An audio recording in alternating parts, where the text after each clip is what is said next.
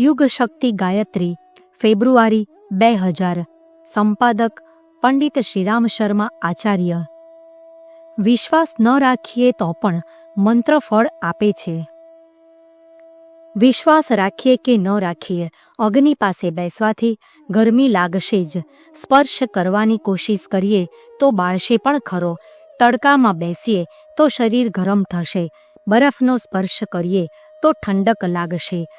તેજ ધારનો સ્પર્શ કરીએ અને તેના પર દબાણ આપીએ તો ચામડી કપાશે અને માંસ છોલાઈ જશે. આ પ્રક્રિયાઓમાં વિશ્વાસ રાખવો જરૂરી નથી. પ્રત્યક્ષને પ્રમાણની શી જરૂર? એ કહેવતના આધારે વસ્તુ કે શક્તિનો પ્રભાવ એક વખત સિદ્ધ થઈ જાય તો તેની પુષ્ટિ માટે પ્રમાણ ભેગા કરવા નથી પડતા. મંત્રોની શક્તિના સંબંધમાં જ પ્રમાણ કેમ પ્રસ્તુત કરવામાં આવે છે? જો એમનો પ્રભાવ હોય તો વિશ્વાસની શરત કેમ રાખવામાં આવે છે? વિશ્વાસ વગર જપ કરીએ તો શું ફળ નહીં મળે? એક સાધક પૂછે છે કે વિશ્વાસ જ ફળદાયક છે તો કોઈ વિશિષ્ટ મંત્ર જ જપવો કેમ જરૂરી છે? ઓમનો જપ કરવાથી ચિત્ત શાંત થાય છે. ફક્ત વિશ્વાસ જ ફળદાયી છે તો ઓમની જગ્યાએ કોક અથવા પેપ્સી શબ્દ પ્રત્યે જ વિશ્વાસ સ્થિર કરી લેવામાં આવે તો એ જપ પણ ઓમ જેવો જ પ્રભાવશાળી સિદ્ધ થશે.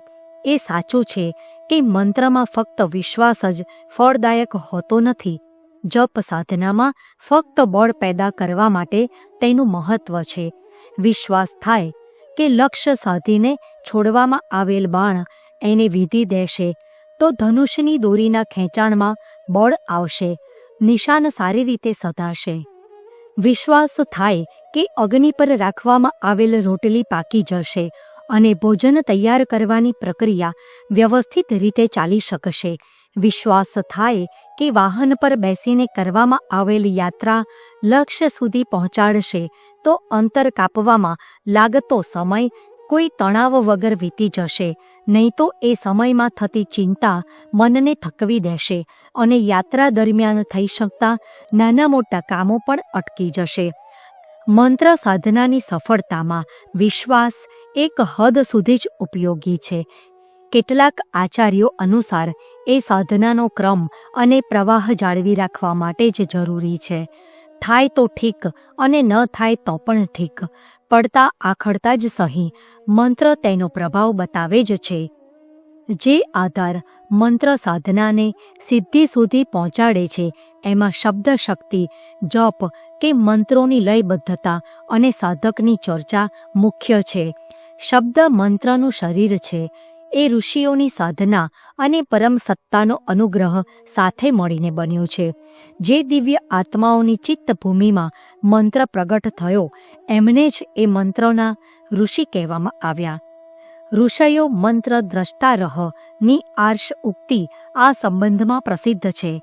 મંત્ર જે રૂપમાં પ્રગટ થયો, શબ્દોની ગૂંથણી અને ઉચ્ચારણની જે પ્રક્રિયા નક્કી થઈ એ જ ઉર્જા પ્રગટ કરે છે. અન્યથા શબ્દોમાં સ્વતંત્ર રૂપે કોઈ શક્તિ હોતી નથી. જે શબ્દને બ્રહ્મ કહેવામાં આવ્યો છે તે મંત્ર સ્તરનો જ હોય. સામાન્ય વ્યવહારમાં આપણે જે શબ્દોનો રાત દિવસ ઉપયોગ કરીએ છીએ તેમને માટે બ્રહ્મનું વિશેષણ આપી ન શકાય. મંત્રો જો સામાન્ય શબ્દોની જેમ જ હોત તો એ પણ સિદ્ધિ સુધી પહોંચાડી શક્યા ન હોત. નવી શોધો મુજબ સામાન્ય શબ્દોના જપમાં એટલી પણ ઉર્જા હોતી નથી કે લાખ વખત ઉચ્ચારણ કરવાથી પાસેનું તણખલું પણ હાલી જાય. શબ્દની સામાન્ય શક્તિના વૈજ્ઞાનિક પ્રભાવનું અધ્યયન કરનારાઓએ માથું ખપાવીને જેટલું મેળવ્યું છે તેનો સાર એ છે કે 30 વર્ષ સુધી સતત કોઈ શબ્દનું રટણ કરવામાં આવે તો ફક્ત એક પ્યાલો પાણી ગરમ થાય તેટલી જ ગરમી પેદા થશે. મંત્રોમાં એવી શું વિશેષતા છે કે એનાથી વ્યક્તિની અંદર વિરાટ શક્તિ પ્રગટ થઈ જાય છે? એનો જવાબ બંદૂકમાંથી ગોળી છૂટતી વખતે થતા અવાજના ઉદાહરણથી સમજી શકાય છે. ફાયર સામે કરવો હોય કે દૂર, ગોળી છૂટતી વખતે ફટનો તેજ ધ્વનિ થાય છે અને જેના કાને સંભળાય તેની છાતીએ વાગતી હોય એવું લાગે છે. ફટને બદલે આહાનો ધ્વનિ નીકળે તો ચિત્તમાં આરામનો ભાવ જાગૃત થાત. કોઈ પણ વ્યક્તિને આહા કહેતા જોઈએ ત્યારે કહ્યા વિના સમજમાં આવી જાય છે કે તે પ્રસન્ન થઈ રહ્યો છે. 2 અક્ષર કે શબ્દ એ ઉલ્લાસને સાંભળનાર સુધી પ્રસારિત કરે છે. આપણે એ વિચારી શકીએ કે બંદૂકની શોધ થયા પછી જ ફટનો ધ્વનિ સંભળાયો હશે. ક્યાંક એવું તો નથી કે બંદૂકની મારક ક્ષમતાથી પરિચિત હોવાને કારણે આ ધ્વનિ ભય પમાડતો હોય, પરંતુ તંત્રશાસ્ત્ર બંદૂકની શોધ થઈ તેની સદીઓ પહેલાં આ શબ્દનો પ્રયોગ કરતું રહ્યું છે. આ વિદ્યાના આચાર્ય અભિચાર કર્મોમાં ફટ શબ્દનો પ્રયોગ બીજ મંત્રની જેમ કરે છે. પ્રયોગોના ઇચ્છિત પરિણામો પણ મળે છે. બંદૂકની ગોળી છૂટે છે ત્યારે વિશ્વાસ રાખીએ કે ન રાખીએ એ નિશાન પર વાગીને પોતાનો પ્રભાવ બતાવે જ છે. ફૂલ ખીલે છે ત્યારે વિશ્વાસ રાખીએ કે ન રાખીએ સુગંધ ફેલાય જ છે. ચાલવા માટે પગ આગળ વધે છે તો મંજિલ સુધી પહોંચે જ છે. ભલે વિશ્વાસ ન રાખીએ, મંત્રનો પ્રભાવ પણ હોય છે. વિશ્વાસ રાખીએ કે ન રાખીએ, વિશ્વાસ રાખ્યા વિના પણ જે આધાર પર મંત્ર ફળ આપે છે તે ઉપર એક નજર આ લેખમાં. શબ્દો અને અક્ષરોની ગૂંથણી મંત્રને એક રીતે જીવંત બનાવે છે. સ્વર અને લય સાથે તેમનો જપ સામાન્ય શ્રેણીના પરિણામ આપે છે, જેમ કે ચિત્તની એકાગ્રતા, મનનો લય અથવા કામ્ય કર્મોમાં નાની મોટી સફળતાઓ અને વિશિષ્ટ પ્રભાવ તેમના ધ્વનિરહિત જપથી જ ઉત્પન્ન થાય છે. કાન વડે સાંભળી શકાય તેવા ધ્વનિને વધુ મહત્વ નથી અધ્યાત્મ આપતું કે ન વિજ્ઞાન. અધ્યાત્મ ક્ષેત્રમાં આને પ્રાથમિક સ્તરનો કહેવામાં આવ્યો છે. શાસ્ત્ર વચન પ્રસિદ્ધ છે કે વાચિક જપની તુલનામાં ઉપાંશુ જપ 100 ગણા શક્તિશાળી છે અને ઉપાંશુની તુલનામાં માનસિક જપ સહસ્ત્ર ગણા. વાચિક જપ એટલે બોલીને કરવામાં આવેલ જપ. ઉપાંશુ જપમાં હોઠ હાલતા રહે છે પરંતુ ઉચ્ચારણ સંભળાતું નથી. માનસિક જપમાં હોઠ પણ હાલતા નથી અને જીભ પણ ચાલતી નથી. મનમાં ને મનમાં જપ ચાલતો રહે છે. પ્રભાવની દ્રષ્ટિએ આ જ જપ શક્તિશાળી હોય છે. મંત્રશાસ્ત્રના વિદ્વાન ડૉક્ટર ગોપીનાથ કવિરાજ લખે છે કે મનથી ચાલતા જપની શક્તિને વિજ્ઞાન હજી માપી શક્યું નથી. એ કાનથી સંભળાય તેવા ધ્વનિને જ માપી શક્યું છે. કંઠની અંદર જે સ્થળોએથી શબ્દ નીકળે છે તેને માપવાના પ્રયત્નો કરવામાં આવ્યા નથી. યંત્રશાસ્ત્ર હજી પણ શ્રવ્ય ધ્વનિને ત્રીજા સ્થાને માને છે, જેની ગતિ, શક્તિ અને સીમા અતિ અલ્પ હોય. જે ધ્વનિ મંત્રને પ્રાણવાન બનાવે છે એ સૂક્ષ્મ સ્તરનો હોય છે અને ચિત્તની સપાટી પર ગૂંજે છે. જે ધ્વનિ પરાસ્તરનો કહેવામાં આવ્યો છે અને મનની સપાટી પર ગૂંજે છે તે શરીરના મર્મ સ્થળોને પ્રભાવિત કરે છે. યોગશાસ્ત્રમાં આ કેન્દ્રોને ચક્ર કહેવામાં આવ્યા છે. 6, 7, 8, 10 અને 14ની સંખ્યા સુધી અનુભવ કરવામાં આવેલ ચક્રોમાં દરેકને પોતાનો અક્ષર, વર્ણ અને ધ્વનિ છે. સાધના દરમિયાન એમનો અનુભવ થાય છે. શાસ્ત્ર કે ગુરુ પાસેથી જાણી લીધા પછી એમની ધ્યાન ધારણા મર્મ સ્થળો, શક્તિ કેન્દ્રો અથવા ચક્રોને જાગૃત કરવામાં સહાયક પણ થાય છે. માનસિક જપ આ કેન્દ્રોને અનિવાર્યપણે તરંગિત અને પ્રભાવિત કરે છે.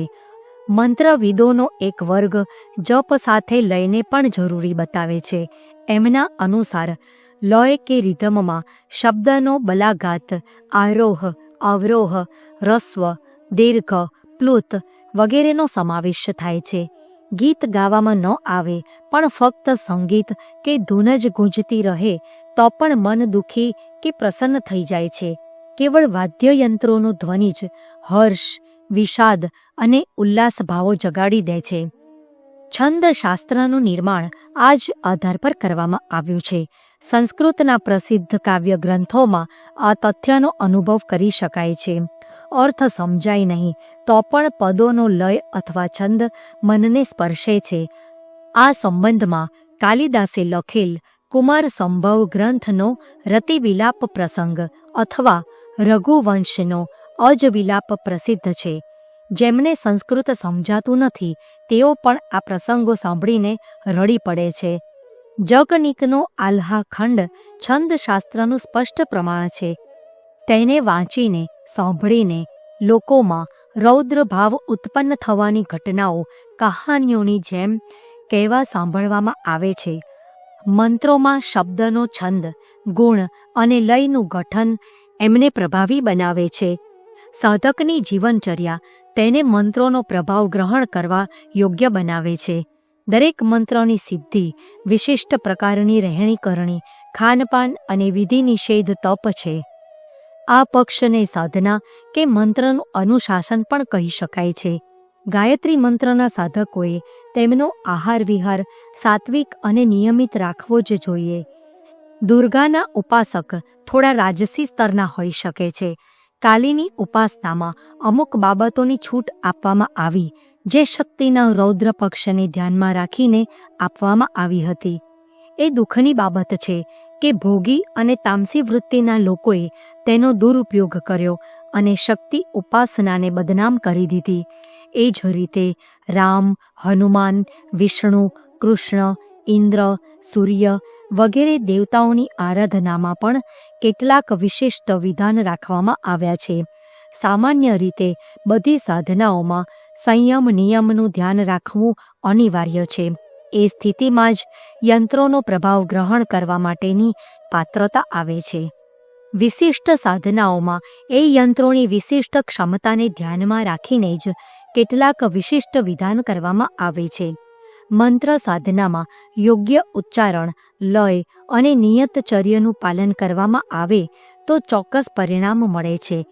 આ ત્રણેય પક્ષોનો નિર્વાહ કર્યા પછી કોઈ સાધકને વિશ્વાસ હોય કે ન હોય, મંત્રનો લાભ મળશે જ. અગ્નિ, ઈંધણ અને પાત્રની સાથે પાણી કે આહારનો મેળ હોય તો વિશ્વાસ રાખીએ કે ન રાખીએ, ભોજન તૈયાર થશે જ. ફળદાર વૃક્ષ હોય, યાત્રી હોય અને તોડવા માટે પ્રયત્ન હોય તો ફળ હાથમાં આવશે જ. વિશ્વાસ રાખીએ કે ન રાખીએ, નિશ્ચિત પ્રક્રિયા પૂરી કર્યા બાદ ઇચ્છિત કાર્ય સિદ્ધ થઈને જ રહે છે. મંત્ર પણ સિદ્ધ થાય છે એવો વિશ્વાસ સાધકે હંમેશા રાખવો જોઈએ અને તેને સતત દ્રઢ બનાવી રાખવો જોઈએ. શાંતિકુંજ વિડીયો ગુજરાતી યુટ્યુબ ચેનલને સબસ્ક્રાઇબ કરો તથા બાકીના વિડીયોઝનો લાભ લેવા માટે બેલ આઇકન જરૂર દબાવો. ધન્યવાદ.